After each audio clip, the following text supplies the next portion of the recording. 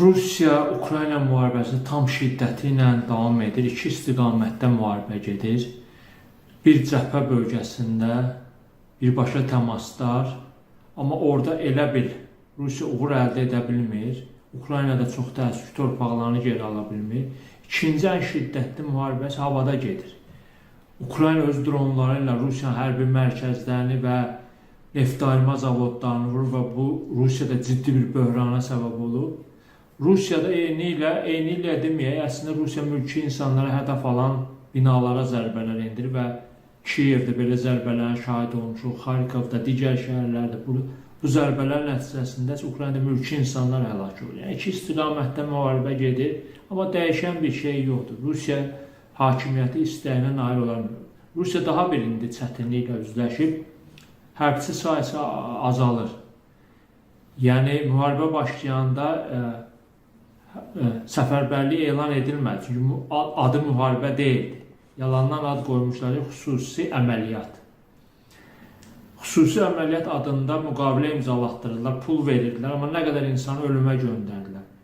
İndi həm ölənlərin sayı artdı və boşluğu doldurmaq çətindir, həm də müqavilə əsasında ölümə getmək istəyən insanların sayı da azalır.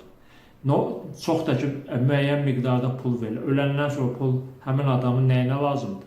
Ailəsinə çatsa belə. Başqa bir fırıldağın da üstü açılıb. Sən demə, cəbhə bölgəsindəki Rus komandirlər bəzən o pulu hərbçilərin əlindən alırlar. Yəni, pulsuz ölmək lap pis. Ona görə müqavilə əsasında döyüşmək və ölmək istəyənlər sayı getdikcə azalır. Boşluğu doldurmaq lazımdır. Putin səfərbərlik elan edə bilmir hələ ki. Niyə elan edə bilmir? Çünki səfərbərlik o demək olacaq ki, böyük miqyaslı müharibədir və əslində insanlar ölümə getmək istəməyəcək. Bu, böyük vətən müharibəsi, 2-ci dünya müharibəsi deyil ki, ölkəvin ərazi bütövlüyü uğrunda gelib Alman faşistlərlə savaşacaq. Sən başqa bir ölkəyə qarşı işğalçı müharibə aparsan. Bu insanlar işğalçı müharibədə iştirak etmək istəmirlər. Səfərbərlik elan edilsə belə zorla basacaqlar. Onların bir çoxu da savaşmaq istəməyəcək. Amma buna hələ ki Putin getmək istəmir. Amma nə baş verir? Adını səfərbərlik qoymasalar da, küçədən artıq kimi tutdular, avtobusa doldurub, müqavilə imzalatdırıb da cəbhə bölgəsinə göndərirlər.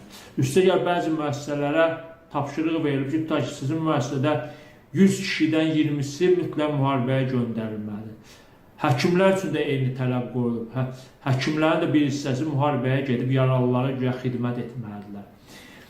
Yəni, əslində bunun adını yenə də xüsusi təyinatda əməliyyat qurulur. Son zamanlar bu fikirdən daşınmağa başlayıb Rusiya hakimiyyəti. Bu nədə özünü biruzə verdi? Rusiya prezidentinin mətbuat katibi Peskov bu günlərdə o Kremlə bağlı bir jurnalistlə müsahibəsində belə bir söz atdı. Dedi, bu savaşdır, çünki bizə qarşı Ukrayna deyil, onun arxasında dayanan Avropa dövlətləri, hətta Amerika vuruşur. Yəni, çox qəribə məntiqdir. Siz Ukraynaya qarşı savaş açanda bu dövlətlər yox idi. Siz Ukraynaya qarşı işğalçı müharibə apardınız. Belə o vaxtda müharibə idi. Yəni adını yalandan xüsusi əməliyyat qoyur. İndi bu fikirdən daşınırlar. İndi artıq müharibə deməyə başlayıblar. Müharibə deməyə başlayıblarsa, deməli gələcəkdə səfərbərliyə də gedə bilərlər. Başqa çarəsi qalmayacaq Putin. Putin çünki müharibəni dayandırmaq istəmir. Rusiyada ciddi iqtisadi böhran yaşanır. Neft ayırma zavodu Ukrayna bir onları sıradan çıxarır. Kilometrlərlə yanacağı növbələr dayanır. Və ən pisi də odur ki, Rusiya üçün. Bu tək avtomobil sürücülərinə mənfi təsir etmir. Yay aylarıdır. Kənd təsərrüfatı məhsullarının yığımına ehtiyac var. Traktorlar nə ilə işləyir? Yanacaqla işləyir, dizellə işləyir. Tapılmırsa, bu sahələrdən kənd təsərrüfatı məhsulları necə yığılacaq? Yığılandan sonra onların marketlərə çatdırılması necə təmin ediləcək? Çünki həmin o çatdırılan avtomobillərə də yanacaq lazımdır. Bu məsələlər də həll olmadı. Və bu günlərdə Putinin yanında bir müşavirə keçirilirdi. Biri bir təklif irəlidir, Putin dərhal bəyənir. Nədir bu təklif? Dedi, neft ayırma zavodlarında problem var. Problemin adını da demirlər, nədir? Amma deyirlər, problem var. Gəlin, kiçik nefti təmizləyən və benzinə çevirən kiçik müəssisələr yaradaq. Putin dərhal razılaşdı. Amma bu mümkün, necə mümkün olar? Birincisi, əgər buna girişsələr, bunun özünə də maliyyə lazımdır ki, hər hansı kiçik yerlərdə bu kiçik neftayırma zavodları tiksin. Bu nə illər lazım? Bu bir. Yaxşı, bu neftayırma zavodu tikdin, bura nefti necə çatdıracaqsan? Boru xətti, məsələn, böyük neftayırma zavodları Rusiyada vurulan, hamısına boru xəttləri çəkilib, neft birbaşa çatdırılır. Yaxşı, tutaq ki, deyəlim ki, kiçik neftayırma zavodları tikdin, boru xəttin də yoxdur. Deməli, bunlar, həmin o müəssisələrə də nefti böyük sistem maşınlarla çatdırılmalısan. Amma nəqliyyat yenə də deyil, nəqliyyat çatdırılma problemi. Daha dəhşətlisi, hətta təxmin etsək, ona neft çatdırılır və neft emal edilir, yanacağa çevrilir, benzinə çevrilir. Çox aşağı səviyyəli, aşağı keyfiyyətli bir benzin olacaq. Və mütəxəssislər deyir ki, o benzinlə avtomobillər doldurulsa, yanacaq kimi, avtomobillərin %90'ı sıradan çıxacaq. Bu, indiki avtomobillər, xarici avtomobillər, çünki Rusiya vətəndaşı öz avtomobillərini sürmürlər. Hamısı xarici modellərdir. Xarici modellər keyfiyyətsiz yanacaqla dolduran, hamısı sıradan çıxacaq. Ona görə kiçik bu Putinin dəstək verdiyi kiçik neftayırma zavodları, bu məsələ də əslində havada qalacaq, mümkün deyil. Yəni, güya çıxış yolları axtarırlar, amma tapa bilmirlər.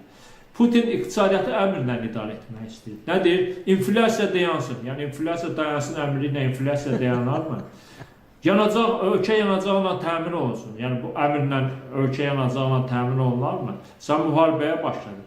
Yəni, bu müharibə zamanı biz gördük ki, Rusiyada nə qədər neftayırma zavodları var imiş. SSR dövründən qalma sonra tikilən, böyük ölkədə müharibə olmasaydı, Rusiya çox rahat şəkildə bu neftayırma zavodlarından istehsal etdiyi yanacağı həm öz daxilində istifadə edəcək, həm də xaricə satacaq. Kifayət qədər maliyyə də gələcəkdir, necə ki, əvvəlki illərdə gəlir. Bütün bunlardan Rusiya özünü məhrum edib hal-hazırda. Məsələn, böyük neftayırma zavodu, indi o şəxsi mülkiyyətdə olan böyük neftayırma zavodlar var. Ukrayna onlara zərbə endirir. Rusiya dövləti həmin neftayırma zavodunun sahibinə deyir ki, bərpa et. Bu bərpa edən kimi yenə də bir dron ora dəyər.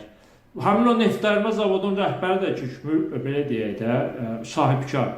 Deyir, hər dəfə mən bunu bərpa edirəm, siz mənim dövlət olaraq neftayırma zavodumu qoruya bilmirsiniz. Yenə də zərbə dəyər, bunun yükü mənim üzərimdir.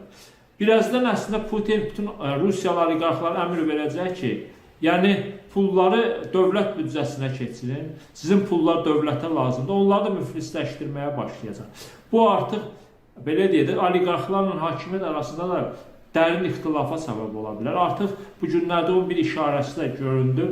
Rusiya məşhur oliqarxlarından biri, Melnichenko adında, Qərb mətbuatında böyük bir yazı ilə çıxış etdi.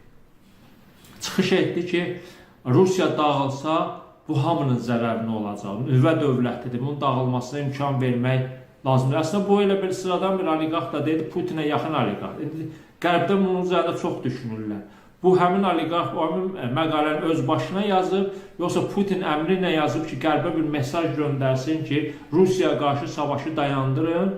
Çünki Rusiya dağılsa, bundan hamı zərər görəcək. Əlbəttə, Rusiyanın dağılmasını çoxları istəmir.